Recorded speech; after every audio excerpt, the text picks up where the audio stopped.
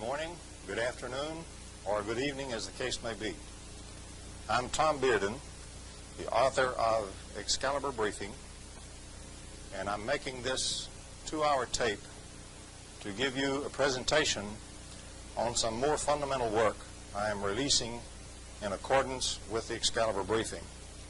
This presentation is on scalar waves and on scalar interferometry, and it deals with the long-lost secret work of Nikola Tesla and also the Soviet weaponization of the Tesla technology.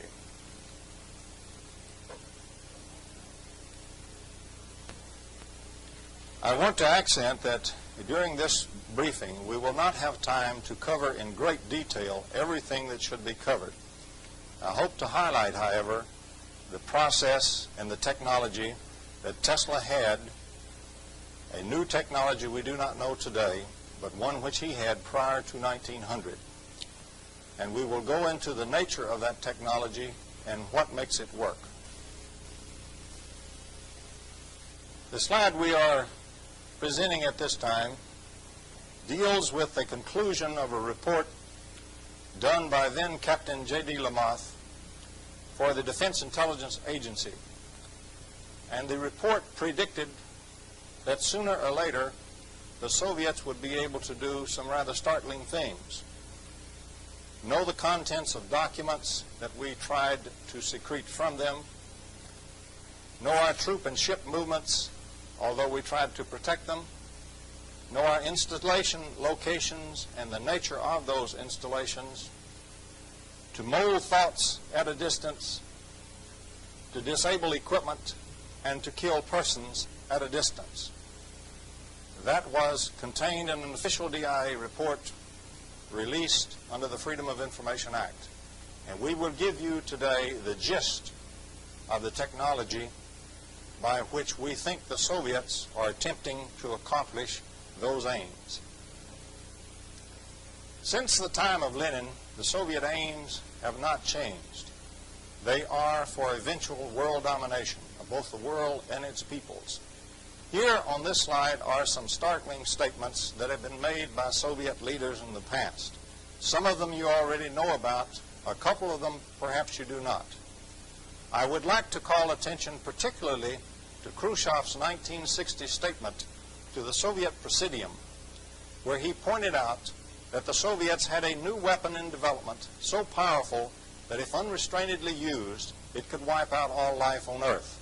I also would like to call your attention to the 1975 statement by Brezhnev, where suddenly at the SALT talks, the Soviet side introduced a rather strange proposal that we should also consider outlawing the development of new types of weapons more frightening than the mind of man had ever even imagined. It is my thesis that the Soviets in both cases, both the Khrushchev case and the Brezhnev case, were speaking of the Tesla technology which has been lost in the West. We will first need some brief background. It is widely thought today in physics that the Michelson-Morley experiment eliminated the ether. As Dirac once pointed out, it did no such thing. What it actually eliminated was a material ether. Any Lorentz invariant non-material ether is perfectly consistent with the Michelson-Morley experiment. And in fact, the basic Soviet theory today of psychotronic weapons or Tesla weapons is founded upon that particular principle. They use little pieces of vacuum as a Lorentz invariant ether concept, and from that all of the rest of their physics is derived, particularly those which deal with the weapons and the Tesla weapons. Also, they have advanced the work of Ives, a Western physicist who in the 30s and 40s developed a more fundamental theory of physics. Ives derived all of Einstein's postulates, Newton's laws of motion, relativistic form, and the square law of gravitation from a Lorentz invariant non-material ether theory, a more fundamental theory. His work has been ignored in the West, but it forms the basis of the Soviet threat work today. For example, when Bob Toth, a reporter from the Los Angeles Times, was handed a document by Petchukov on the streets of Moscow the document purporting to have the secret or the theory of Soviet parapsychology, both the dissident scientist and Bob Toth were seized immediately by the KGB and interrogated. When the KGB found out that neither of them knew what they had, they simply stonewalled it and turned them loose. That is, after the intervention of the U.S. president. In that paper, the theory was speaking of little pieces of vacuum as being the basic approach to the theory. Part of our background also must address the work of another brilliant Western researcher and scientist, Dr. T. Henry Moray of Salt Lake City, Utah. In the 1920s and 1930s, Dr. Moray had successfully tapped the almost infinite energy of vacuum, the zero-point energy as we call it today. By 1939, Dr. Moray was obtaining 50 kilowatts of power from a 55-pound device straight out of pure nothing, pure vacuum, tapping the zero-point energy. The device used 29 tubes, 29 special stage tubes that he had painstakingly managed to build out of thousands attempted over a period of years. In 1939, a Soviet agent in that laboratory working with the device under Dr. Moray suddenly destroyed the device and beat it to pieces, heart-rendingly destroying the work of a lifetime. He also, however, had obtained drawings of the device, and we can be assured these drawings had been transmitted back to the Soviet Union. And so in 1939, there is a very good point where we know the Soviet Union had obtained the fact that you can build such an amplifier, you can get the energy of vacuum amplified, and we know that they had obtained the basic secret of it in 1939 from Dr. Moray in Salt Lake City, Utah. Now, as everyone knows, the U.S. in World War II successfully built the atomic bomb. 2 atomic bombs dropped on Japan brought a fanatical, dedicated nation to its knees and caused its prompt surrender. At Potsdam, Truman told Stalin about the surprise development of the atomic bomb. Stalin, with a stone face, made no reaction. However, it is our thesis that when Stalin returned to Russia, he called in all his chief scientists in a rage. Stalin, you see, had planned to take over the world or make the Soviet move about 2 years after World War II. He knew that the West would beat its swords back into plowshares. All he had to do was maintain his armies intact, wait for them to disarm and dismantle their defenses, and then attack and seize Europe in 6 weeks. It would have worked except for the surprise development of the atomic bomb by the United States, heavily contributed to, of course, by Britain and by many of the other scientists that had been run out of Europe by Hitler. Now Stalin no longer could mass his troops, and so he had to wait and he had to catch up in the new weaponry. In a fury, he told his scientists that the destiny of communism had been frustrated by this great U.S. technological breakthrough, but that it would not be the last such technical breakthrough, but the next one had better be Soviet. Now, this is a man who's an absolute dictator. He kills his foes and his enemies, and no one dared oppose him. And so the entire Soviet Academy of Science did a backflip, a 180-degree turn, and took off into the hinterland, studying everything that existed that passed as paranormal or unknown phenomena. Wherever you found a yogi walking on fire or lying on a bed of nails or meditating, you were likely to find a Soviet scientific team studying and instrumenting them if possible. Their scientific colleagues might rail at them that this was not science, but the state kept right on paying their salary. It is my thesis that because of this effort, the Soviets resurrected the Moray work and resurrected the secret of Tesla. In going through the material of the West, which they set up a large effort to do, they discovered that the Tesla material had been lost, and they began to work on the secret. And so we have emerging then 2 primary things which we must look for in fueling the Soviet frightening new kinds of weapons unknown to the West. One of these is the Moray amplifier. The other is the Tesla technology. Now, in 1958, a very strange nuclear accident occurred in Russia. This accident was an explosion of atomic waste, we are told, from people who were nearby or who were connected with the treatment of casualties from the accident itself. If so, it left its signature because T. Henry Morey, in his special tubes, had found it necessary to use a radioactive nucleus. The radioactive nucleus is one of the things which will tune in or interact with the strange Tesla waves that we will be covering later on in this presentation. And so, if we can believe that shortly after World War II, the Soviets resurrected the Morey amplifier, and by the early 50s had discovered the Tesla technology that had been buried in the West, then it is quite reasonable that by 1958 they would have been embarked in the building of great new weapons. This one, for example, was a weapon which would transmit a nuclear explosion through hyperspace. That is, it would transmit it out of our space and time at one location, pop it into a tuner at another space-time location in our world, with no travel in our world in between the 2 points. I will give you later a specific case in which I think this was successfully accomplished. Such a hyperspace howitzer, of course, would be using the Morey technology, we believe, in that time frame.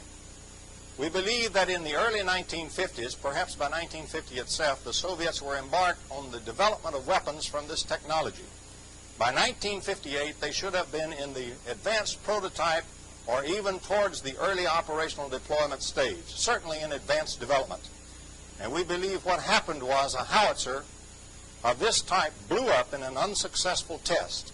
The reason it blew is because when it went tuned into hyperspace, we believe the tuning mechanism was damaged, and instead of going narrowband, it went broadband. If that indeed happened, then the nearest broadband tuner would have gotten it. The nearest broadband tuner were the hot radioactive waste stored nearby the facility. Those wastes had all kinds of radioactive nuclei there, all kinds of tuners, and therefore a very broadband tuner existed nearby. So the howitzer simply blew the facility apart because the explosion emerged from the atomic waste nearby. But continuing our story, we switch now to a very strange incident shortly after the Cuban Missile Crisis. First, let us speak of the Cuban Missile Crisis. As you know, in 1962, Khrushchev, ever the ebullient peasant, began to stick long-range missiles at great speed into Cuba. These missiles would have covered the United States like a glove with nuclear firepower, and in one fell swoop, he would have changed the nuclear strategic balance of power. Of course, this was detected, and John F. Kennedy decided to call his bluff. In fact, Kennedy knew he was bluffing because at that time a Soviet colonel by the name of Penkovsky was cooperating with us by the courtesy of British intelligence, and Penkovsky verified that the Soviets were in fact not ready to withstand a nuclear assault, and their defenses and their nuclear missiles were in terrible shape. So Kennedy knew Khrushchev was bluffing and he would have to back down.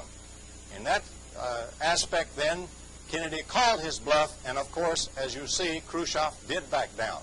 What Kennedy did not know was that the great new superweapons were almost ready. But Khrushchev had jumped the gun, the weapons were not yet deployed, and so although we knew nothing of the superweapons, they were not available for use. Therefore, Khrushchev backed down during the Cuban Missile Crisis. We point out to you that is a very serious offense in the Soviet Union, in any communist state. A very serious loss of face had occurred. Khrushchev's days were numbered before he would be overthrown as the leader of the Soviet Union. And he knew this. At that moment, he was in a desperate race for time to get his superweapons deployed and do something which would recover face and maintain leadership for a while longer. In April 1963, a few short months after the Cuban Missile Crisis, it is my thesis that the Soviet superweapons became operational for the first time. That is, the howitzer, for example. It is also my thesis that in April of that same year, Khrushchev scored a major triumph as a demonstration to the leaders of the Communist Party and the party membership that indeed his policy was the best. He did this to recover face and maintain his leadership. I am convinced that on the 10th of April 1963, from a remote facility in the Soviet Union, a weapon was directed against the U.S. Thresher atomic submarine. and that atomic submarine was destroyed from a Soviet laboratory as a full-up operational test of the first of Khrushchev's great new superweapons. I believe the submarine was destroyed utilizing its photograph. As we know from radionics, any photograph already maintains the pattern of the object, and it can resonate through hyperspace with that particular object. We will find later in this presentation that we are dealing with waves which can travel much faster than the speed of light and including infinite velocity. At infinite velocity, every point in the universe is totally together. And so any photograph which maintains the pattern of its object in the virtual state interactions imposed on it is in fact tied directly to that object with no distance between them in hyperspace. It is thus possible to use the photograph to direct that kind of wave directly onto the object at a distance, no matter where in the universe it might be located. If we check the incidents surrounding the loss of the Thresher, we find several very strange circumstances involved. Number one, the ship apparently began to disobey or not respond to its controls, and so it was in trouble when it started its deep dive. Another incident, which is very indicative indeed, is that its companion ship, the USS Skylark, on the surface above it, experienced great difficulty with its communication systems, several types of systems. In fact, when it became apparent to the Skylark that the submarine had been lost, it took over 1 hour, or just about 1 hour, for the submarine to transmit an emergency message because of the communications difficulties experienced. I point out to you that the Tesla technology we will be discussing later can cause such communications difficulties in multiple systems, and that is one of the signatures of the use of such weapons. Here on this slide we show a typical deep underwater nuclear burst. There's a standard formula to calculate such a depth at which the burst does not vent the gas bubble. In that case, the only thing that happens is a great wall of water rises up out of the ocean in a mushroom or conical type shape, mushrooms out and falls back into the ocean. One day after the death of the Thresher, that is on April the 11th, 1963, a jet airliner flying past 100 miles north of Puerto Rico saw a sudden emergence from the ocean of exactly this type of great mushroom-shaped cloud of water, which rose up approximately 1/2 mile and then fell back into the water. The incident was reported to the FBI and to the Coast Guard when the jet airliner landed. It has been scrubbed off and nothing was ever done about that particular anomalous report. A full report on that incident is in the files of SITU, the Society for the Investigation of the Unexplained. It is my thesis that what happened here was the first full-up successful test of an operational hyperspace howitzer from the Soviet Union. That is, a Soviet submarine passing by dropped off an underwater receiver for the test. And then from the laboratory in the Soviet Union, a full-up nuclear explosion was transmitted through hyperspace into that receiver in the ocean successfully. And so on April the 11th, Khrushchev had succeeded in a great 1-2 punch as a full demonstration to the Communist Party that indeed the new operational weapons were there, and indeed he, Khrushchev, should remain as their leader. We would like to pause briefly now and return once again to the past, to Dr. Nikola Tesla. Dr. Tesla is a strange genius who essentially gave us almost single-handed the electrical 20th century. Before 1900, Nikola Tesla was firing lightning bolts 75 to 100 feet in distance. He had built the most powerful coil ever built in the history of man, or ever dreamed of. He also had developed and also later designed the LC oscillatory circuit, which made radio possible. He in fact conquered AC power and made it practical by in fact inventing the rotating magnetic field, by which most of our AC motors and generators still are operating. They are still Tesla generators and Tesla motors in most cases. And so he made it practical to transmit AC power at a distance. This indeed wiped out the dreams of Edison, who was backing direct current and direct power. In that case, in direct power case, you would have to have a generator plant about every 20 miles or so across the face of the earth. You can imagine what a great financial empire was involved. And in one fell stroke, Nikola Tesla wiped out the dreams of that kind of empire by Edison. Also, by just before 1900, he had developed a great tower and was transmitting signals through the earth because he had found a new type of wave, a totally new kind of electromagnetic wave. He had found that he could set up standing waves in the earth with this type of wave, a scalar wave, and that the molten core of the earth and or the electrical energy flowing in the earth would feed energy into his standing scalar wave. He himself knew that in that standing scalar wave matrix there would form then ordinary electrical energy based on the matrix. And so enormous energy would begin to form on the matrix that he placed in the earth, and anywhere on the earth that anyone put up an antenna tuned to that frequency, one could extract electrical power. If one wanted more power, one simply put up additional antennas or better antennas. But with one generator station, Tesla could have fueled the world and given free energy to mankind for all time. When his financial backers discovered that this is what he was about, they in fact set out to destroy him, for they considered him a dangerous madman. We accent that Tesla was not using Hertzian waves. He had passed that stage previously. Tesla was using a more fundamental electromagnetic wave that we have yet to use in the West, and it is the fundamental wave that fuels the Soviet weapons today, that is, the strange new superweapons. Tesla used a scalar wave. Specifically, he used a wave of phi field, static electric potential, electrostatic potential, well known in the theory. He also knew that two paired or two coupled scalar potential waves made a Hertzian wave. And so any Hertzian wave is nothing in the world but two coupled Tesla waves.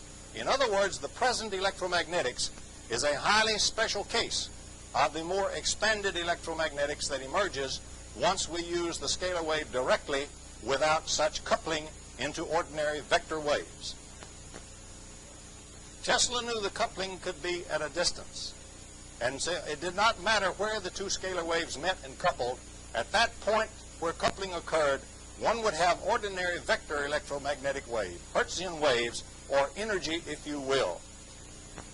When his backers found out what he really intended to do, that is, give free energy to mankind forever, they knew that this would destroy many financial empires which depended for their control upon the control of energy production and energy resources. So they considered Tesla a dangerous madman. All his financial backing was removed. Eventually his laboratory was burned. Various and sundry other blockages were put in his way, and this man then eventually became a non-person. He was totally isolated. So the man who had been the greatest inventor and scientist in the world in 1900, by 1914, had already become essentially a forgotten non-person. On this slide, I am showing some excerpts from the history of the development of what today is called Hertzian potential in electromagnetic theory. I want to call your attention particularly to the 1903 paper by Whittaker, who proved that any vector field can be replaced with two scalar fields. In other words, by projection from that, then any vector wave can be replaced as two scalar waves. And this essentially is the thing that Tesla had discovered. Notice the close timing of the 1903 Whittaker paper with the fundamental work that had been done already by Tesla. So, in fact, in the hardcore theory today, there already exists the proof of the coupling of Tesla waves into ordinary vector electromagnetic waves. The theory was extended later by other workers in the field, particularly the work of Nisbet in 1955. And on this slide we show some of the work that we referred to, that is, the paper by Nisbet and other work in the field. This again is not a comprehensive reference list at all. It is merely pointing out that in the foundations of electromagnetic theory, the case for the Tesla wave and Tesla pair coupling into electromagnetic wave already exists, but has been lost in the West. In the West, we have concentrated our attention specifically on the vector wave, on the Hertzian wave, which can only move at a single velocity in vacuum. c, the velocity of light. Specifically, c is the velocity of the vector wave. If we have scalar waves, they need not be bound by that velocity at all. In fact, we will find later that the phi field, for example, can move at any velocity or be made to move at any velocity, essentially from 0 to infinity. On our next slide, we point out some present theoretical facts that one should be aware of. First of all, the present phi field is totally a spatial concept. The idea of potential was derived and worked out primarily back in the 1800s. And during that time, the march of time, the time flow rate itself was thought to be an immutable act of God and unchangeable by man himself. We know today that is not true. Relativity has taught us that the flow of time can in fact be changed and slowed down at least. However, in the 1800s, that fact was not known. Potential theory was developed well before Einstein's relativity came along. And so we find then a spatial potential. In other words, the clear assumption that the flow of time is a constant for everything. The flow of time is assumed constant in the present electromagnetic theory as it is set up with spatial phi field, which I'm calling on this slide phi 3. We also know that any spatial gradient in such a field gives us a vector. In other words, all vectors are two-point functions. We must have 2 points in the field, and we must have a difference in potential between them before we can have a potential gradient and therefore a vector field. The concept of voltage is also a 2-point function. It is always the voltage between 2 points. The motion of an object is the thing that moves it from one point to another, and it is the motion of an object which indeed accounts for all vector fields. If a static charge could absolutely be static, it would have no vector field whatsoever, but only have a phi scalar field. It is the frantic movement, for example, of electrons on a statically charged ball, which accounts, the wiggles of those electrons accounts for the production of the E field and associated B fields. The gradient, however, is between separated points in 2 superposed phi fields if the 2 of them are superposed. And phi field can move at infinite velocity. And if you do not believe that, I suggest you check page 223 in Jackson, Classical Electrodynamics, 2nd edition, which is one of the best graduate texts in classical electrodynamics in the United States. If you check that reference, you will find the blunt statement that the phi field does move at infinite velocity. Actually, that is the velocity the way it is presently portrayed in the theory. If we begin to use scalar waves, we can vary the velocity anywhere from 0 to infinity, anywhere in between. And now we point out the physical interpretation of the potential, the phi field, the electrostatic potential. In the present theory, it is the stress in space. The real phi field, the one which Tesla used, is a 4-dimensional phi field, not a 3-dimensional one. It is the stress on space-time itself, the medium itself. In fact, that stress is 4-dimensional, not 3-dimensional, and therefore can be used to stress the flow of time. Now, if we stress the rate at which time itself flows, we can affect anything and everything that exists in that time flow. For example, we can affect thought, we can affect minds, we can affect the fundamental constants of nature, the inertia of an object, the gravitational field. All of those exist in time, and all of them are changed if we mess up or mess with the time flow in which they exist. And so when we have a phi 4 field, the stress on space-time itself, we are dealing now with a fundamental unified field because it crosses all fields of nature. Any field is affected by the phi 4 field. The Tesla phi 4 field, then, is a more fundamental phi field than the one presently used in the theory. It is the stress on space-time itself, without voltage, without E field or any other vector field applied. It is a purely scalar field concept. From that concept, for example, we can have pure potentials with no vectors attached to them. We can have no V or no E field and yet have a phi field or even a phi field wave. This kind of a wave will penetrate any physical medium. We can produce EM fields at a distance if we couple two of the waves together at a distance to form vector electromagnetic waves by pair coupling. They can be pure time waves because moving in 4 dimensions rather than 3, these waves can either move spatially like a normal wave, or they can move in time only, sit at one point and simply fluctuate in magnitude. But in fluctuating, they are stressing the time flow itself, and therefore they are affecting every fundamental constant of nature, the gravitational field, the inertia of mass, etc., etc. And so they are very real fields which do unified field theory concepts and technology already. And that is the field which Tesla had discovered with his instruments and with his devices prior to 1900. Here again we summarize some of the strange characteristics to be expected of the Tesla field. For example, we can establish standing waves in the Earth or in the ionosphere. Actually, you could establish them anywhere. We can tap energy from the Earth's core. That is the one which indeed was responsible for the suppression of Nikola Tesla. The wave can travel faster or slower than the speed of light. Already in the limited electromagnetic theory we have, we recognize that phi field can travel at infinite velocity, and I gave you that reference. It can also be made to travel at a slower velocity, because if you adjust the amplitude of the wave that you produce, for a given medium that it is going through, there will be a certain amount of pair coupling. The drag is due to pair coupling into vectors. Vectors are forces and drags. You do not have drag from scalar concepts only. So the amount of coupling into drag determines the speed of the wave. If we produce a higher velocity wave, we must produce a higher potential on it. And so we can control the velocity simply by controlling the amplitude of the initial wave for a given medium that we are transmitting it through. That is one example of the way you can control the speed of the wave. It can change the rate of time flow and does. It can affect all fields, including gravity. It can commute between the virtual and the observable states presently so mysteriously separated, because it is a true point function. If we take a single quantum change, delta L, delta P, we can go to any particular small delta L we wish, including subquantal.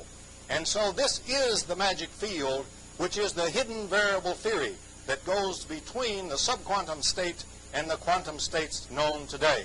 This is the magic field that is searched for both as the hidden variable theory and both as the unified field theory, since it also can tackle gravitational field.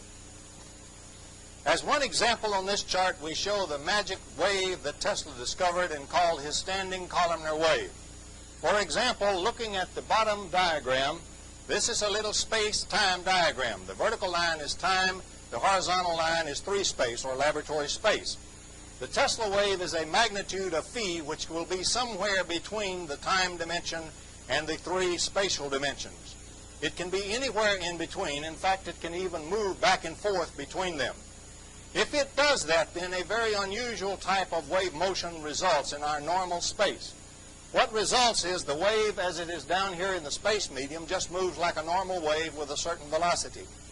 As it produces or approaches the time movement axis only, it stops at a point and sits there, waxing and waning and affecting all the fields and fundamental constants of nature. As it then moves back towards the space-time medium, it picks up velocity again, until again it's moving in space. It gives you then the type of wave shown on top. On top we show that sitting at a point and messing with every other field of nature and all the fundamental constants, gradually releasing its effect on the flow of time and moving through space, then slowing down and starting once again to seriously affect the flow of time and all the other fundamental fields and forces and constants and so forth. The velocity chart or velocity plot is shown in the middle graph. It simply picks up velocity and stops, picks up velocity and stops while it's doing its thing. Now, other people besides Tesla and Morey have stumbled onto parts of this particular technology. For example, in World War I, the United States Navy utilized the Rogers undersea and underground transmission system to transmit underwater to its submarines around the world. They also used it to transmit through the earth to American Expeditionary Forces headquarters in Europe. The work was declassified in 1919, and it was hailed as a major triumph, It was exclaimed that all the surface antennas would be wiped out because of this new fundamental discovery. And Tesla also affirmed that the Rogers work was utilizing the Tesla wave, not the Hertzian wave. That was in 1919 that declassification occurred. Mysteriously, by 1920 or 21, all reference to that and to the great promise of this new technology was wiped out as if by an unseen glove. No way, in no fashion, apparently, was the Tesla wave going to be allowed to produce free energy for mankind and advanced communication systems. Also, according to the fundamental research work of Dr. Robert Beck, this same technology has been rediscovered at least 3 times since World War II, and in each case, again, has been mysteriously squelched in the West. In the West, the technology that Tesla had discovered before 1900 has been repeatedly suppressed up to the present day. On this slide, again, we show a thing which is presently missing from electromagnetic theory. The fact that the scalar waves are there, and also that the scalar waves can couple to form vector waves at a distance. Also, I'd like to point out some other omissions from the present electromagnetic theory. One of the crucial and critical aspects of the theory that is fallacious is the confusion of charge and charged mass. They are not even dimensionally the same thing. Mass does not exist in time. Mass time does.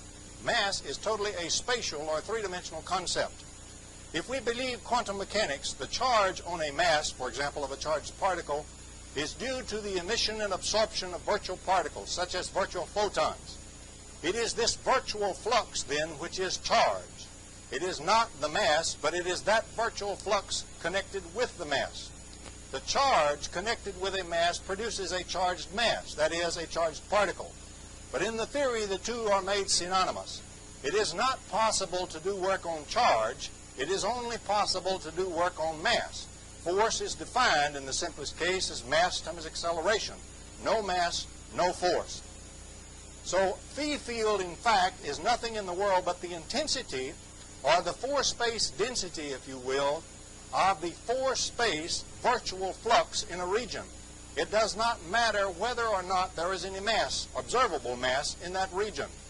For example, if we believe the present theories of vacuum, vacuum itself has a very high level of primordial electromagnetic energy. It is also full of scalar waves. In fact, everything is going bananas. Incredible amounts of energy are in the pure vacuum itself. These energies are there in the form of charged, not as charged mass. In other words, there is no observable mass connected with them, and that's what the vacuum is. And so the present theory must be again changed. We must substitute at least 3 terms for every term that presently has charge. One term is charge itself in the correct sense. The second term is the mass that's connected with the charge. And the third term is the relationship or the connection or coupling between the two. Now, a scalar wave is a wave in the background phi sub 0 of vacuum itself. In the present theory, that phi sub 0 is assumed 0. It is not 0. It is, in fact, a very high value. It is, on the average, constant if nothing is disturbing it. But if we produce phi waves, scalar waves, Tesla waves, what we are producing are, in fact, waves in the phi sub 0 medium, space-time itself. In other words, space-time is phi sub 0. And phi sub 0 is 4-dimensional. And that is what the phi sub 0 wave is produced in. That is what Tesla found out. You can actually shape the fundamental space-time medium itself by the phi field Tesla scalar wave. The scalar wave is also a longitudinal oscillation. When coupled, the pair couple makes a vector wave, which is a transverse oscillation. And so transverse waves, or Hertzian waves, are always coupled scalar longitudinal waves. That coupling can occur at a distance. It need not occur immediately at the point at which the scalar wave is produced. However, in our real world, there are so many moving charges, essentially everything is charged, that the moment a scalar wave is produced, much of it or most of it is coupled with other scalar waves that are being produced around or passing through the vicinity. And so we find, for example, excited states of atoms emitting photons, that is, pair-coupled scalar waves. They also emit some scalar waves that are not coupled, but we have no instruments at present to detect them. For example, the scalar wave does not push electrons. It takes a force to push an electron, and that's a vector concept. You don't get it unless you have a vector wave. The scalar wave doesn't push electrons, and so our electron-pushing detectors do not detect it. Strong scalar waves can be detected, for example, with such things as Geiger tubes, because the Geiger tube is a pileup of charged masses, but we don't care too much about the mass, just look at the piled up charge. In other words, the charge density is increased. And so if we pass a phi wave through there, it rides like a cork on a wave of water and rides up higher in phi wave. It's as if every single electron acquired a little bit greater charge, a little bit greater phi field. And so if it becomes the ionization, we get a cascade discharge, and so the Geiger tube will read. It gives us vector fields, and that pushes electrons, and we get an indication. If we wish to detect weaker scalar fields, we must indeed use interferometry techniques. We must pair couple to produce vector fields, and that is scalar interferometry. And so we use such things, if we wish to detect them, as electron interferometers. Now, there are indeed some natural scalar interferometers around that can be studied if one is very careful. One of the standard phenomena that is produced by this fashion is what is called earth stress lights, earthquake lights, mystery lights, ghost lights, and so forth. There's a myriad of terms for the will-o'-the-wisp. It is produced usually in or near fault zones in the earth. Now let us discuss what we have when we have a tectonic plate fault zone in the earth itself. In other words, we have a split under pressure, under high stress, of the tectonic plate rock itself. In that case, what we have is something like on this diagram. Each place we have a crack. We have, for example, very high pressure in the rock on each side of the crack, and it is stress relieved in the crack itself. And so we have indeed a scalar interferometer. The rock is producing very high phi field from the charges of the telluric currents flowing through it and the pressure. It is also producing it on the other side, and those two can couple together and form vector waves under certain circumstances. Now, the quartz in the rock is in fact a piezoelectric crystal, and there are little grains of various size in the quartz, and they're randomly oriented by and large. Under pressure, then, this becomes what we can refer to as a Prigogine system. Ilya Prigogine in 1977 was awarded the Nobel Prize in Physics for producing a new thermodynamics of systems far from thermal equilibrium. And this is such a system, or it can be, in a scalar interferometer in a natural stress points and fault zone in the Earth.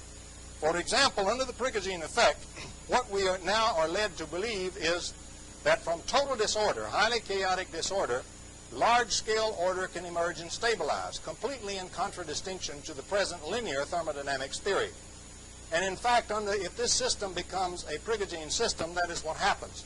Large-scale orders of electromagnetic field emerge and stabilize, and so we will expect to produce electromagnetic field at a distance. The way it's actually produced at a distance is with coupling of scalar waves.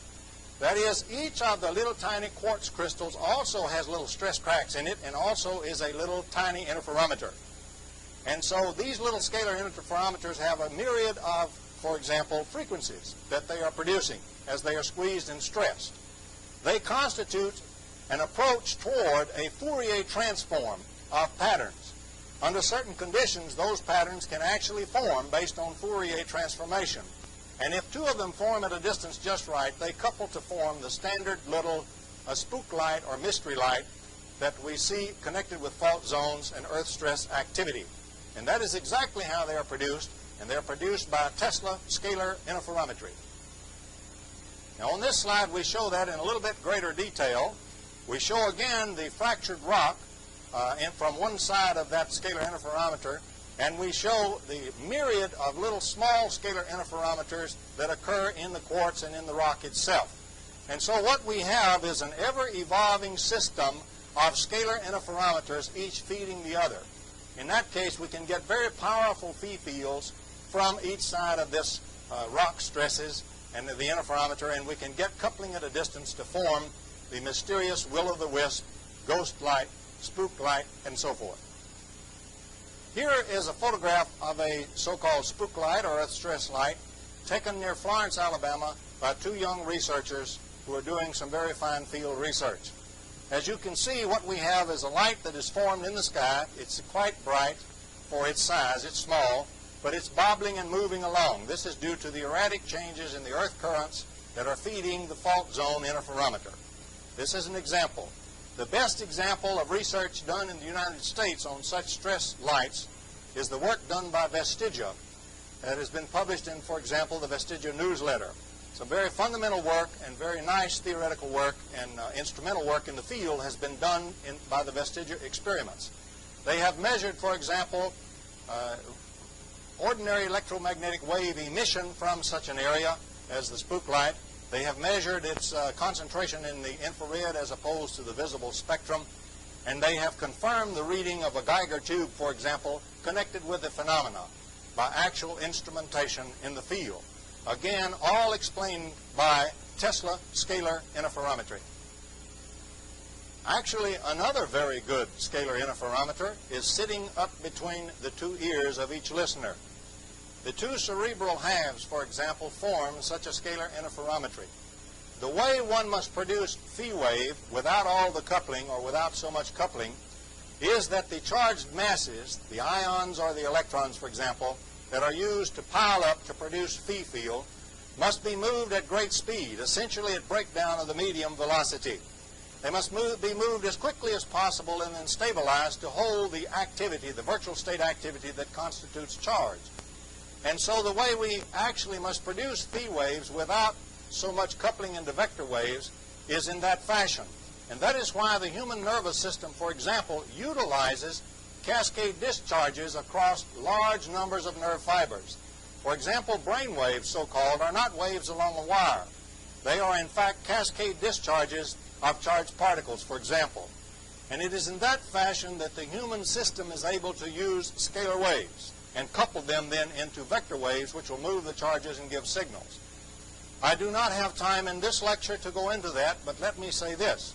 All of the phenomena of classical parapsychology can be explained by the new idea of phi field, that is a phi-4 field, by scalar waves and by scalar interferometry. It means that a finely tuned system, for example, human system, is able to form two scalar patterns at a distance, couple them and form energy at a distance. Energy on an object, for example, and that is psychokinesis when the object moves. That is the exact mechanism by which it is done.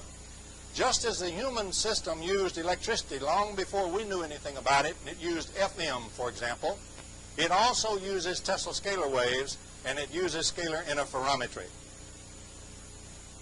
As shown on this slide, the Russian experimenter, the Russian woman in the laboratory on the slide, is being instrumented and measured as she performs a psychokinesis. Now, in this case, what happened is that all her body rhythms get in phase.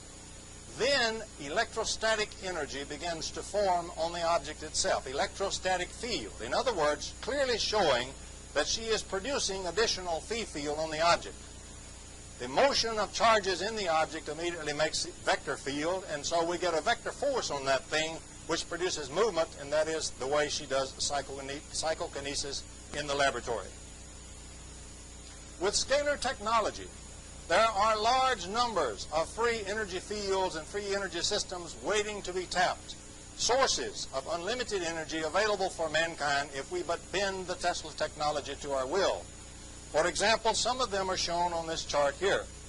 The zero-point vacuum energy, which has already been successfully tapped by T. Henry Moray. The Dirac sea, for example, can be gone into directly with a scalar wave, and you can tap the energy of that sea, and that's inexhaustible. Time derivative fields themselves can be tapped just by differentiating the time and changing the rate of flow of time. Microelectrodynamic fluctuations of electricity can be tapped. We already know in fine grain that the ordinary electric field or electric current that we push through circuits is nothing in the world but the time triggers for enormous oscillations at nearly right angles to that. That's just classical electrodynamics. When we go to high enough frequency, the energy there is almost mind-boggling in our ordinary circuits. All that we really need is an extremely fast full-wave rectifier, and you can get free energy out of any electrical circuit that you already have. You could, for example, take a flashlight battery and power a modern automobile or even a battleship with that kind of technology. Telluric currents of the Earth are inexhaustible, as indeed is the Earth's core energy, which Tesla was going to tap, and the G-strain energy of space-time itself, the gravitational energy of all of the universe, is available for our tapping with Tesla waves and Tesla technology. For example, here we are showing the general scheme by which Tesla could have tapped the molten core energy of the Earth itself. As we show on the figure, we set up a standing wave through the Earth. There's one or two ways to do that. Once we have the standing scalar wave, we have a matrix in the Earth. Now, inside the molten core itself, there is very high stress, and so a great amount of phi field is being produced by those charged activities here. That phi field there is of every frequency, every shape, and every phase. It immediately begins to couple when it hits in phase and so forth with the matrix, and it begins to form ordinary electromagnetic vector wave there on the matrix. And so gradually that matrix scalar wave converts itself into an enormous and increasing vector wave of electromagnetic energy. And anybody that puts up an antenna can use that. That is also useful or used by the Soviets as an earthquake generator weapon, for example. If you then shift your matrix in frequency to dump the energy, for example, onto the point opposite you on the Earth that you've established your standing wave, you begin to dump the electromagnetic energy in there. That's just a phasing problem. Okay, at that point what happens is the stresses in the plate begin to build up because of the enormous addition of new energy. The telluric currents go up and the plate stresses go up. If we do that slowly, the nearest fault zone will give and we'll have a natural earthquake. If we do it very sharply, what will happen is we'll shatter the rock itself, whether there's a fault zone there or not, and we will get an earthquake that's deliberately induced. The earthquake in 1978 near Tabas, Iran, left an anomalous signature of fractured rock in that case. And I've already pointed out in my book, The Excalibur Briefing, why the Soviets had to generate that earthquake to stress relieve the fault zone on the border between Iran and Russia that was threatening their own city. They did it to save one of their cities, but the earthquake left its anomalous signature. It was done by Tesla technology. Now, in that case, when you have the standing wave, you can think of it very simply as follows. Think of the molten core of the Earth now becoming a cathode, which is feeding enormous amounts of energy to you. The signal that we're putting in the scalar field is a signal on the grid. And so we are gaining a much more enormous energy across to use.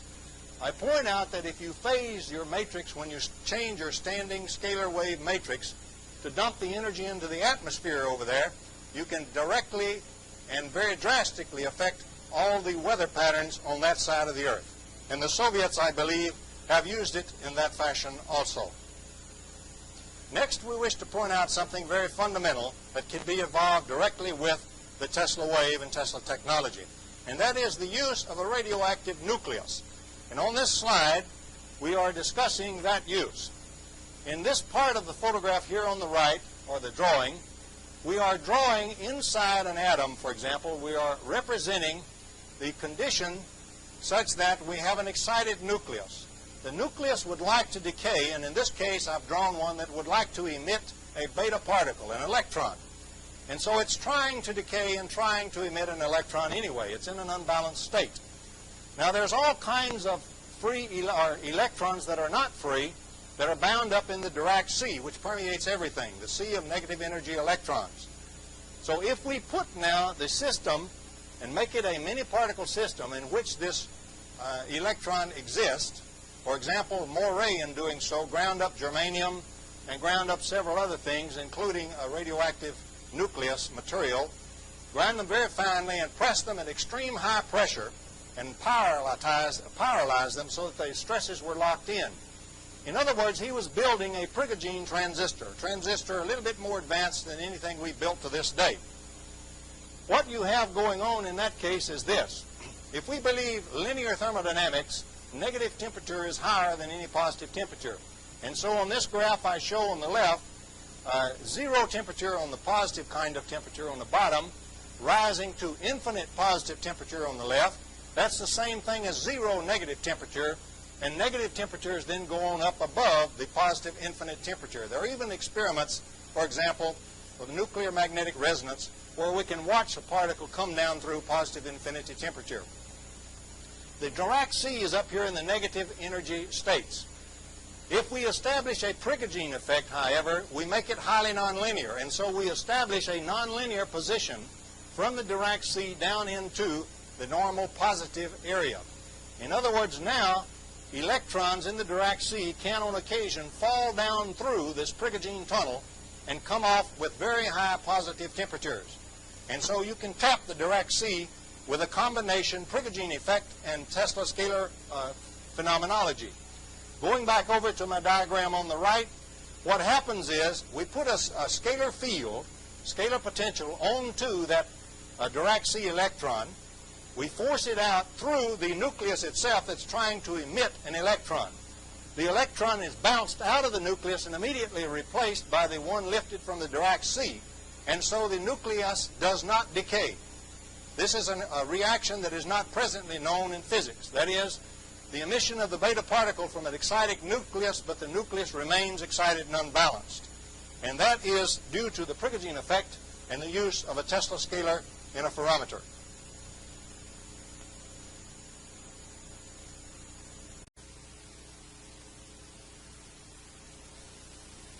Next, let's pause briefly and point out how we get a three-dimensional waveform in the first place. We have to use standard three-dimensional Fourier transform. In other words, we can express any two-dimensional shape we know in terms of an infinite series of frequencies. To use in a practical sense, we truncate that series after, let us say, 10 or 12 terms. And that will give the wave shape that we wish, or the pattern, in two dimensions fairly accurately.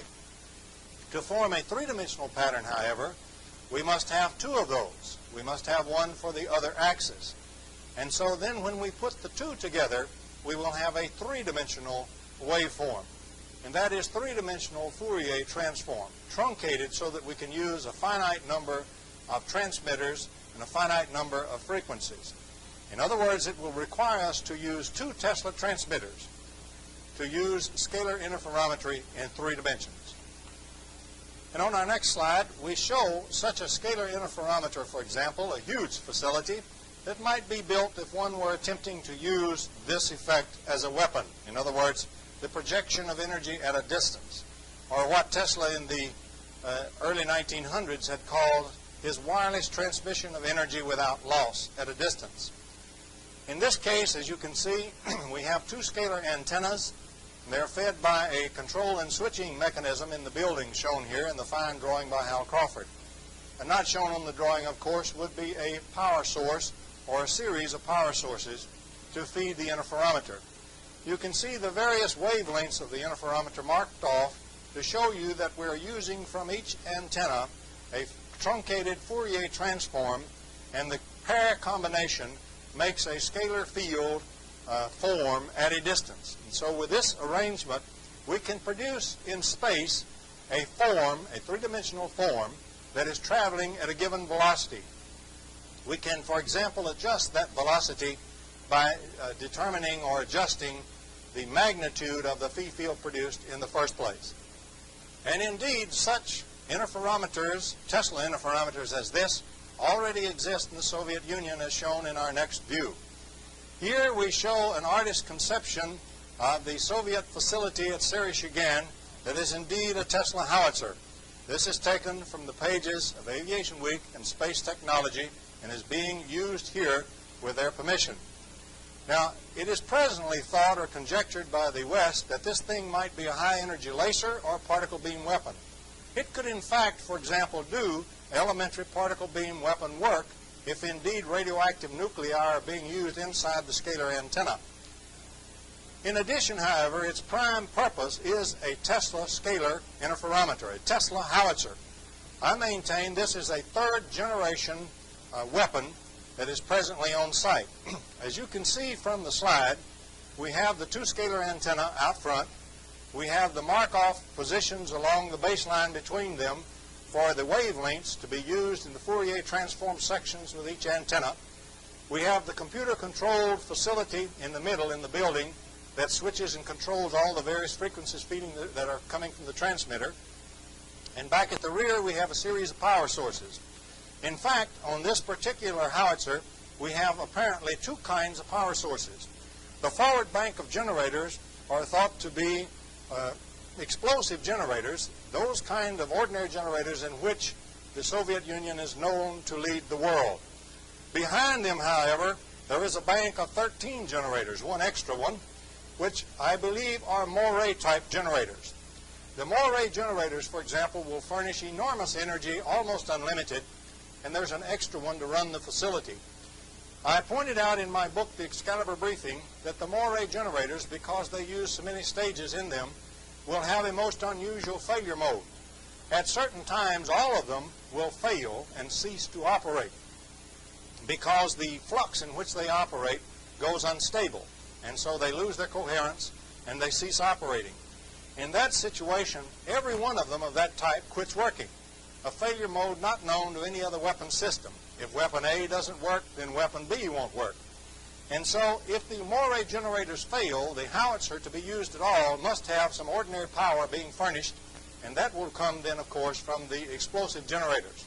It could also come, for example, from advanced ordinary power sources such as magnetohydrodynamic generators.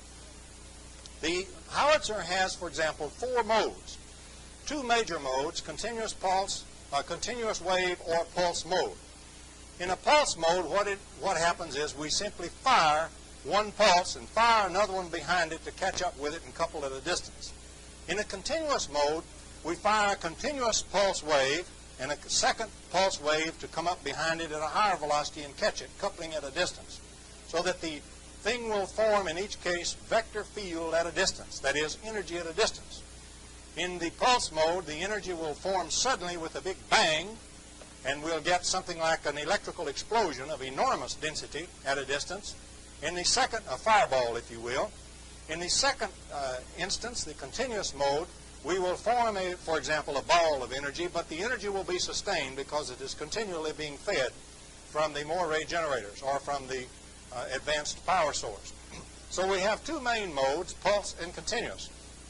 There are several modes in addition that each one of these can be used in. And let's look at our next slide to look at some of these effects. And on this slide, for example, we show a schematic of that artist concept shown in Aviation Week. For example, we might speak of the size of the ball of energy that we create at a distance. If we make a relatively small ball, just a few kilometers or even 10 or 20 kilometers across, we can have a rather substantial amount of energy density in that ball. In fact, enormous if we're feeding it from the Moray amplifiers. So the small ball can be used to vaporize a physical object such as a reentry vehicle, an airplane, or a missile. On the other hand, if we expand the ball to very large dimensions, let us say 20 or 50 kilometers across, for example, the energy density will be much less. However, the density is still being produced very sharply, the vector energy. That constitutes an electromagnetic pulse very similar to something that comes out of a nuclear explosion. And so in this fashion, it can be extended to a very large ball and still accomplish EMP degradation or damage or destruction of the electromagnetic circuits inside airplanes and missiles and reentry vehicles, for example, and also the electronic circuits inside nuclear warheads. So the ball can be used or expanded to be used for a very great coverage, or it can be used for a very small coverage but extremely high vaporization coverage of a vehicle. It can be used several thousand kilometers, for example, away from the basic Tesla howitzer that is projecting it. Now on this slide, for example, coming from that large globe use, we see a case taken from Afghanistan, seen by Nick Downey. This, for example, article is reproduced from the London Times. This incident and a series of these incidents were seen by Downey, and they occurred in September 1979. If you recall, in September 1979, September the 22nd to be exact, we had the first so-called nuclear flash seen off the coast of southwest Africa and picked up by our Vela satellites. And so we have a very close synchronization in time between the incidents seen in the Soviet Union from Afghanistan by Nick Downey in September 79 and the so-called nuclear flash off the coast of southwest Africa seen by the Vela satellites. This ball, as you can see here, has been expanded to enormous size and is usable in the EMP mode. In other words, it could be, for example, an anti-ballistic missile defense, an anti-cruise missile defense, or an anti-bomber defense. It is useful against all three forms by furnishing a very high EMP into any vehicle that penetrates the shield itself, or the ball. Now on this slide we show how the flash, so-called nuclear flash, off the coast of Africa was produced, the one seen by the Vela satellite in 1979. What we have is a howitzer, a Tesla howitzer, very similar to that one at Sereshigin, possibly that exact howitzer. We produce from the two antennas first a ball form which is traveling at a certain velocity. This velocity may be slower than the speed of light or faster than the speed of light. We calculate the time delay to wait until we fire another ball exactly like that, but at a greater intensity and therefore a greater velocity. So we fire then a second ball or form, three-dimensional form, behind it.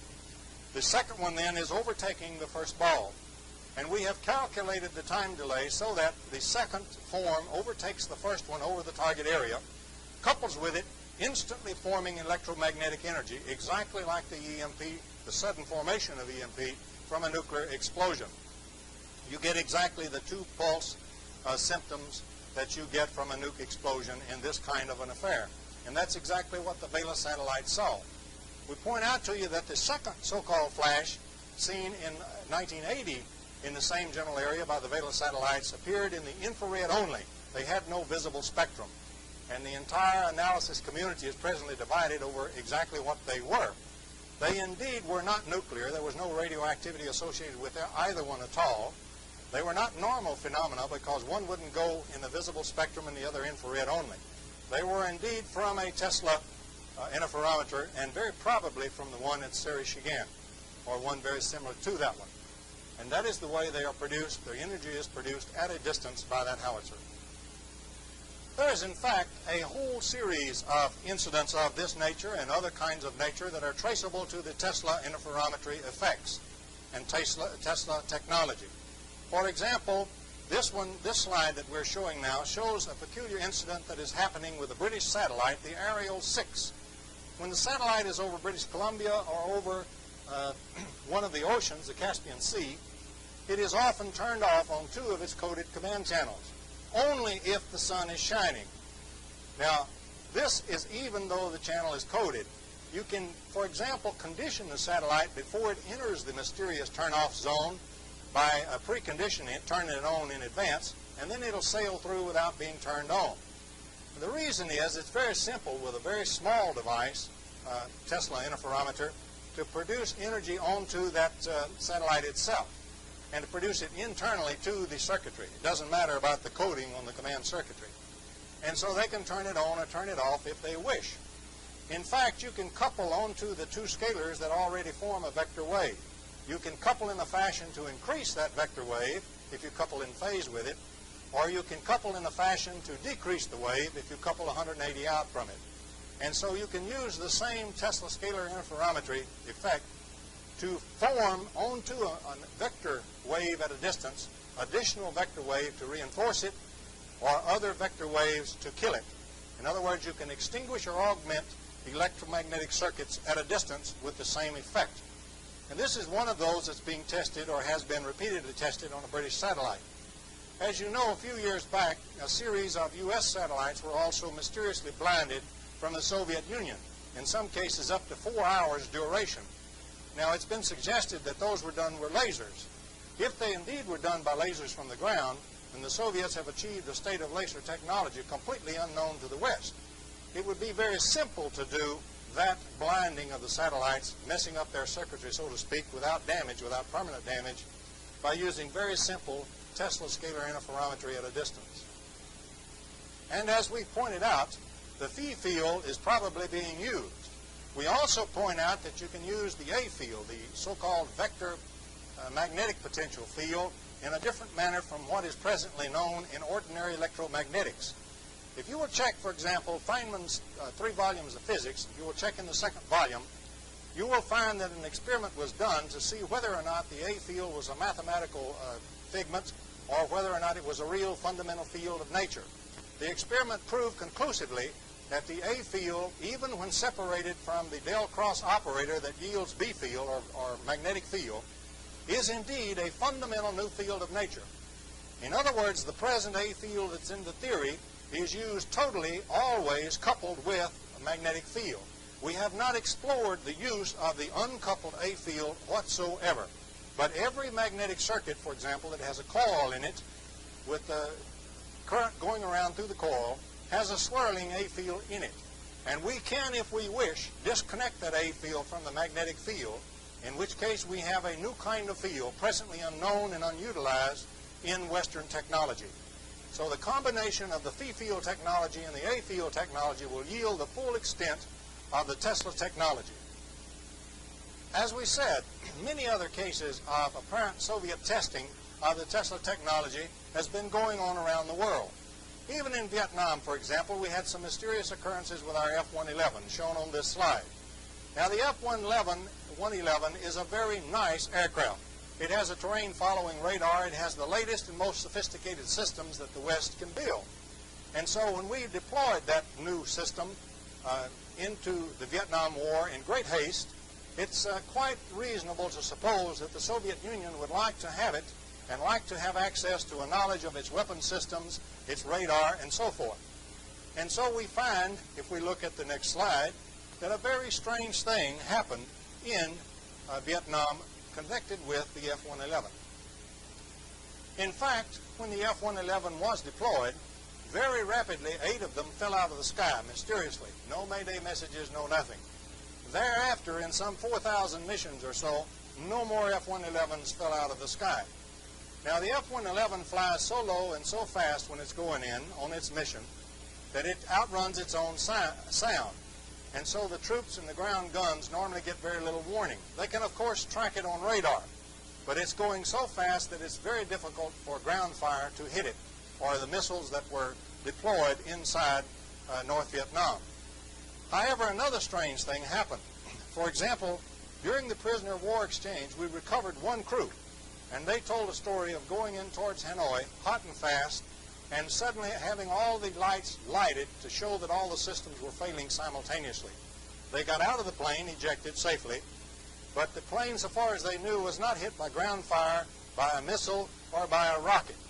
In other words, we have here a plane which was not hit by anything, but which showed by its indicator lights that all its systems were failing simultaneously. Everything electrical on that airplane was failing. And so I submit to you that that's probably an indication of the use of a Tesla weapon.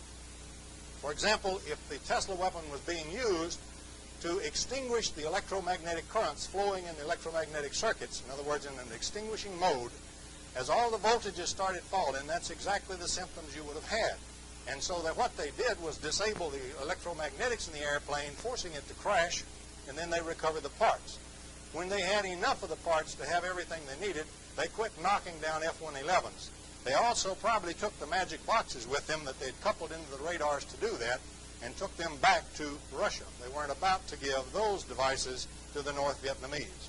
So it's my thesis that there's a high probability that the mysterious loss of those F-111s was largely due to the use of Soviet Tesla weapons in North Vietnam. Now in September 1976, here is an example shown on this slide of the use of a Tesla weapon in the continuous small fireball mode. This one was seen by a British airline flight over Lithuania, and it was seen for several minutes. A glowing fireball formed below the airplane.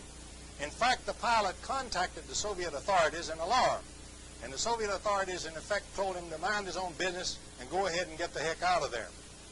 What we have is a deliberate use of this weapon, or exposure of the airliner and the pilot and the crew to this weapon.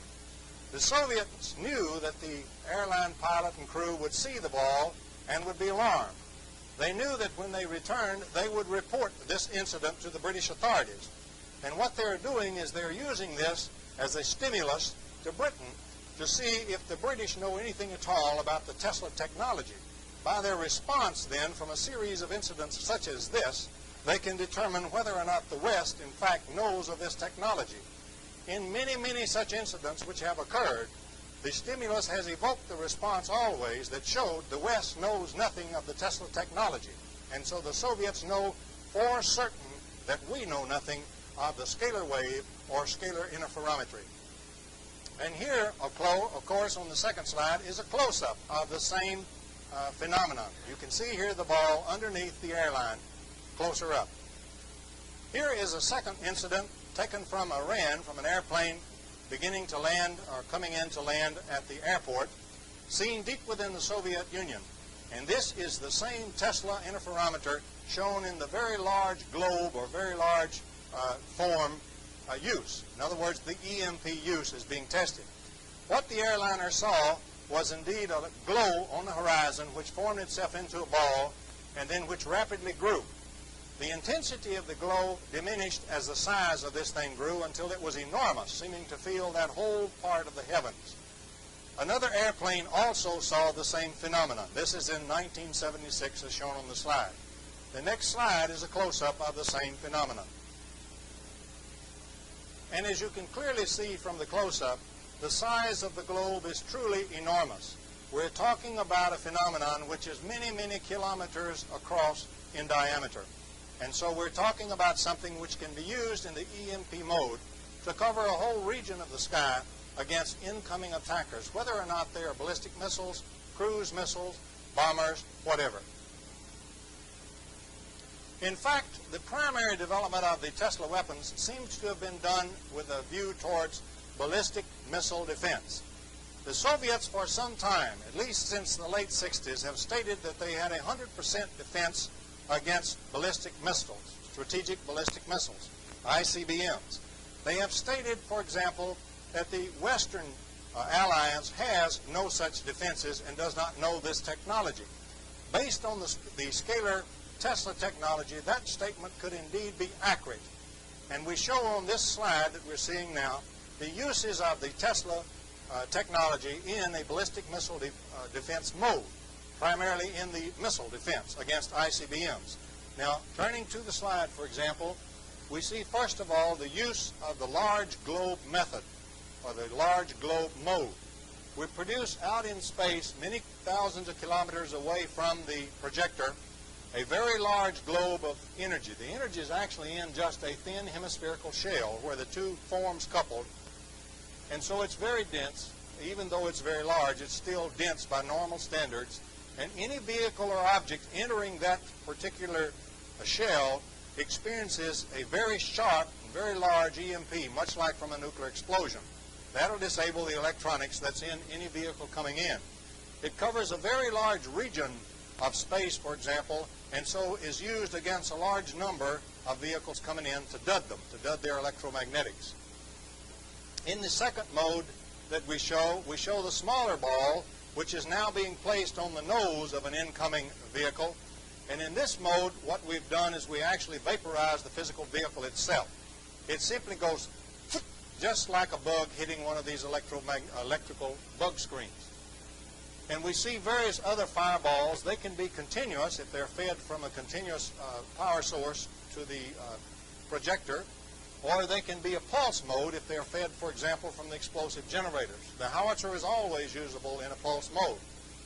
And we see a series of these being used to clean up individual objects that are coming in towards the defense.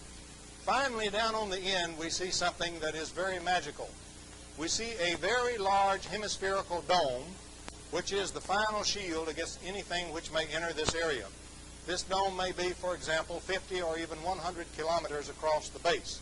It is the Tesla shield that Tesla spoke of in the 20s and 30s when he said he had produced a shield or a weapon which would end all war, because you could make a defense impenetrable.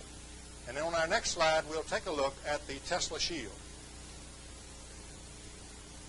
To obtain a Tesla shield, what is done with the Tesla projector or the Tesla howitzer is to produce first a very slow hemispherical three-dimensional form.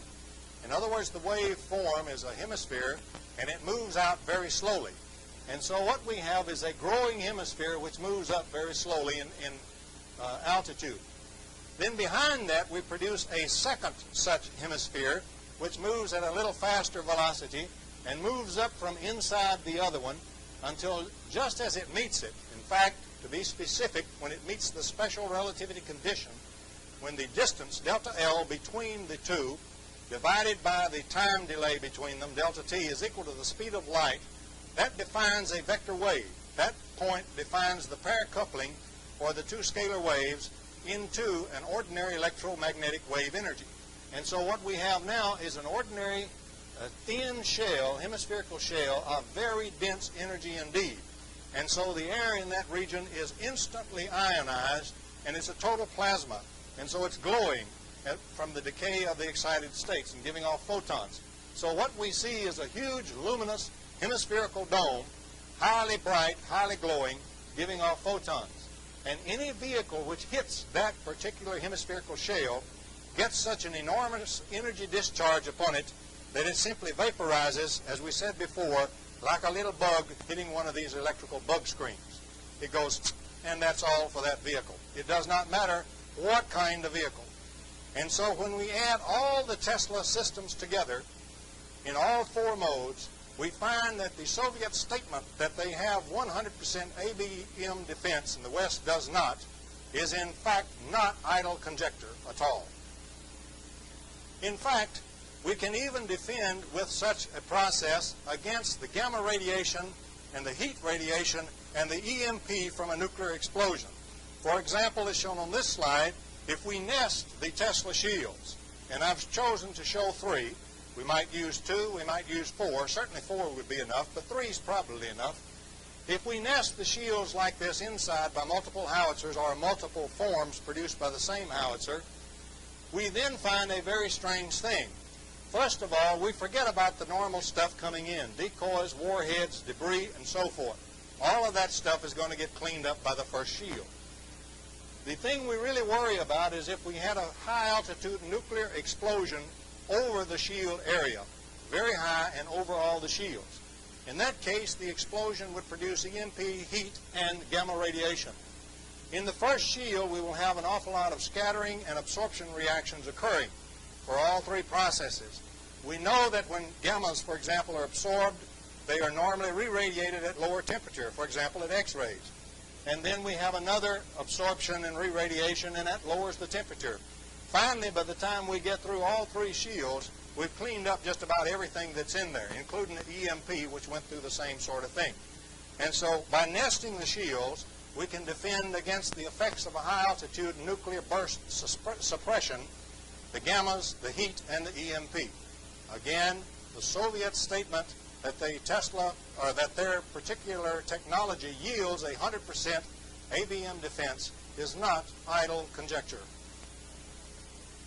We point out again, and pause here with the next slide, Brezhnev's strange 1975 statement, introduced to the SALT talks, that we should also consider outlawing the development of new kinds of weapons more frightful than the mind and imagination of man had ever even dreamed of.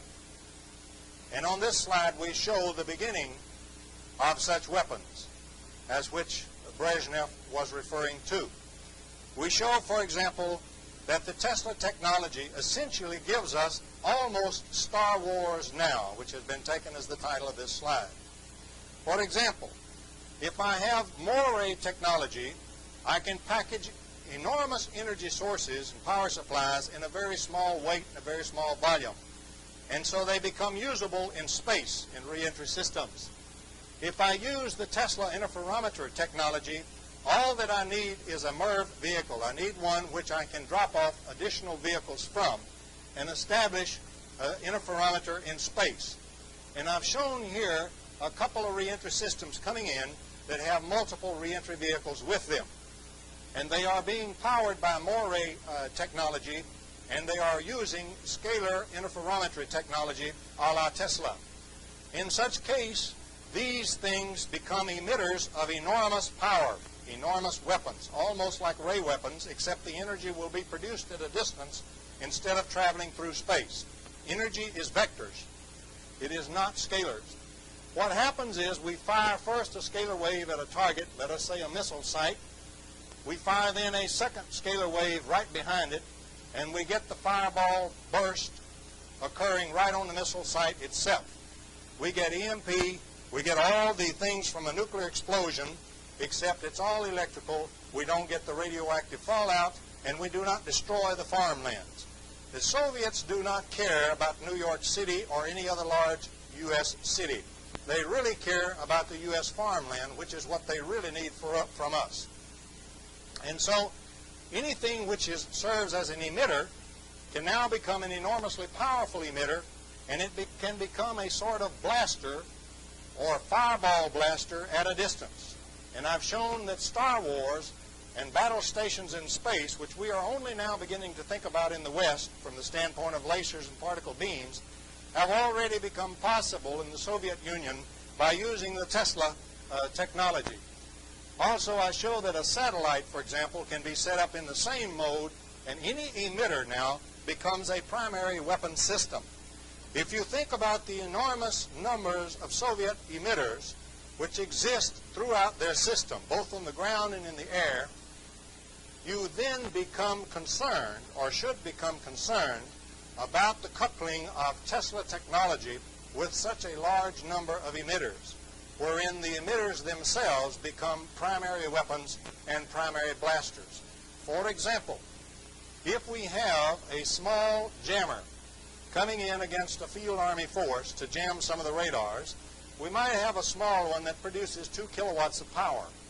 But with the Tesla technology, he can put that 2 kilowatts of power right around the antenna of his target radar. I assure you that any Western radar we have today with 2 kilowatts of power in a little globe around it will simply blow out all the transistors and all the circuits. And that radar will be blown right off the air immediately. And so will our communication centers and everything else we're using that has particularly digital state electronics, which are very sensitive to EMP, particular EMP produced directly in and on the circuits themselves.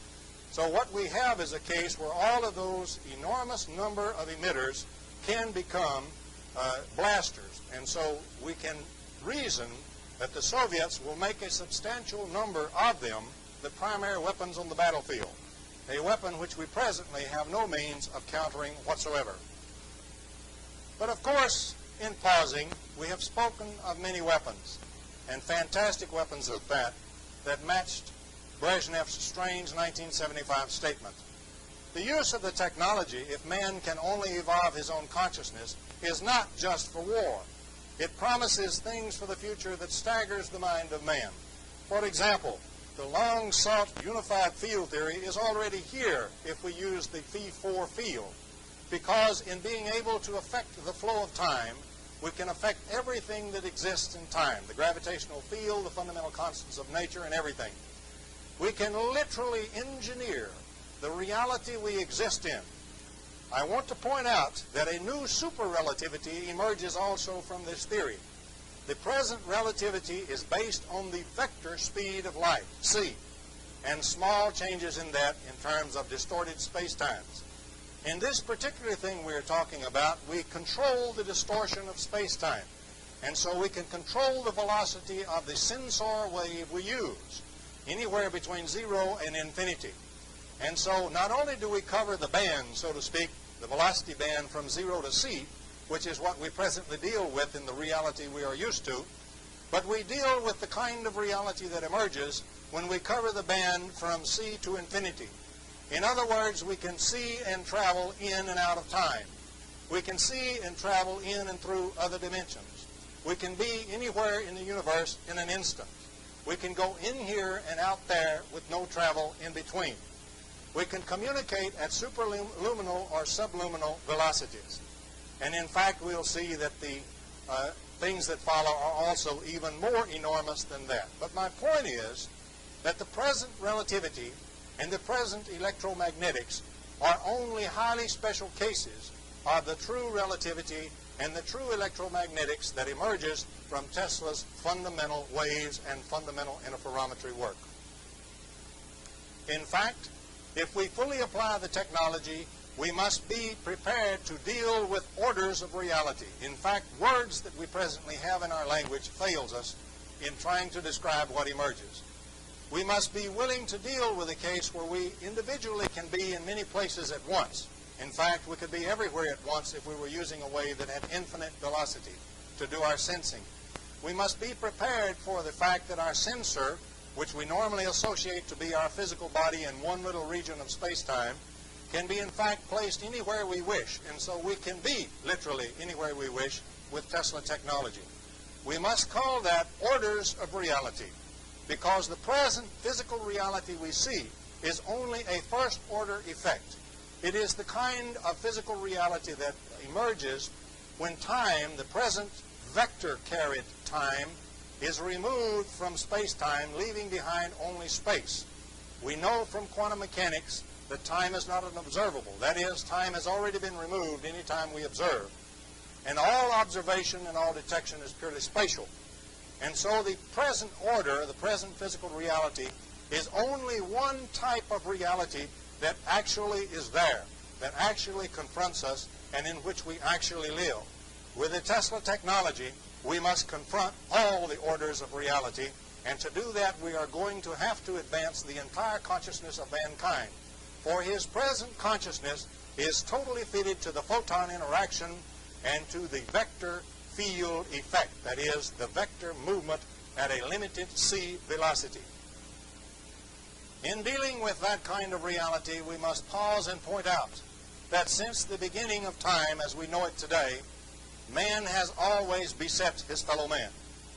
Being a smart animal, having a brain, and having a mind that is very clever and adaptive, he has built tools which he can use with his tool-using member, his hands. He has built ever more powerful tools in his cleverness, and he has utilized these tools ever more frightfully against his fellow human being.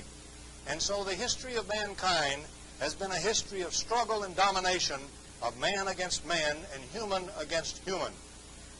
As the power of the tools evolved, however, man has reached the point where he has the power to destroy his biosphere. He has the power now to disrupt all the space-time smoothness in which he exists. He can reach the very fabric of the universe itself, of physical reality itself, and he can shake it, he can bend it, he can warp it, and he can twist it. In doing so, he can turn the reality in which he himself exists into a nightmare beyond his present comprehension. And so the power of tools that has been unleashed already by the Tesla technology in the hands of the Soviet Union are indeed so frightful that they boggle the mind of man, and they are more frightful than the present limited consciousness of man has ever imagined, just exactly as Brezhnev stated in 1975. We must become aware of this type of reality and this type of technology. We must evolve our consciousness, and we must leave forever the side or the set of man where man turns against his fellow man. In so doing, there is a single problem which can be overcome by the Tesla technology. This single fundamental problem is in fact responsible or involved in all human causes where one human is pitted against another, and Tesla technology can be used to overcome that. In the present first-order physical reality which we sense and live in, and which all our instruments sense as well, most of them, everything except a few obscure Geiger tubes, and once in a while something like an electron interferometer, in the first-order physical reality that we sense and live in, we consider ourselves to be apart from each other. I consider, for example, that you are distant from me. The only way that I can establish our separation is by the vector field and its limited c velocity. I have something which takes some time to travel between you and I, and that time multiplied by its velocity gives me a distance in which we are separated. And so using the first order reality and vector sensing, I am convinced that you are distant from me and not part of me at all. I am convinced, therefore, that if you suffer and you hurt, it does not necessarily affect me. I need not suffer and I need not hurt. In fact, if I can use a sensor wave which has infinite velocity, that is, which is everywhere at once, we confront something that is very near the Creator in its awareness, because it can be aware of everywhere at once. In that fact, or in that situation, there is no distance between you and I, or between any other two people. If we, in fact, inject such technology between us, there is no longer any between us. We can indeed become one. Just as in the individual human body, there are literally billions and billions of human cells which are so linked together, and in fact Dr. Pop has discovered that that link is a virtual field and therefore involves scalar field, for example. If we link human beings together by scalar processes which have infinite velocity and therefore no time separation and no distance separation, we indeed all become one. And the thing that is written in the Bible, that man is made in the image of his Creator, is quite indeed literally true. Each of us is the other, and we all are one. And that is where the Tesla technology must be used to carry us. It must be used to evolve humankind from its present limited consciousness to a more infinite consciousness, the consciousness of the next stage of human evolution. And so, if we can become aware of the Tesla technology, if we can first counter the Soviet weapons, and then if we can reach an agreement to banish the scourge of war and our divisions from one another forever, we can apply the technology of Tesla to mankind's betterment, to cure him, not to kill him, to make him a god, not to make him an animal. In that case, all of the things that I've shown on this slide can gradually become true, because that is man's destiny. First, we can control our lifespan. We can control all diseases. We can have superluminal communication. We can have transmutation of matter. We can produce anything and any energy that we need to produce. And eventually, we can recover our true consciousness and our true nature, which is the godhood and the God nature of mankind itself. It seems ironical to me in making such a presentation that with my Judeo-Christian background and looking at the Christian Bible, King James Version if you wish, long ago we find people writing words which, if I do away with the dogma and if I do away with the limited concepts of the time and try to express what they are saying in a non-dogmatic way and in the present concepts that we have today, they have a startling new truth.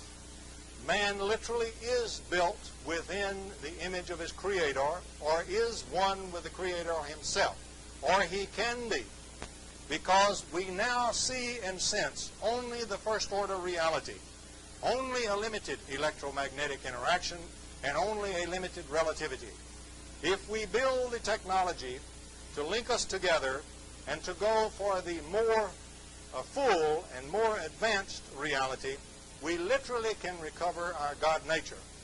If so, then ironically, the strange, lonely genius, Nikola Tesla, who so many years ago, single-handedly almost, and against great odds at that, gave us the electrical 20th century, may very well have given mankind a more shining future than all the scientists and sages have envisioned. Thank you, and good evening.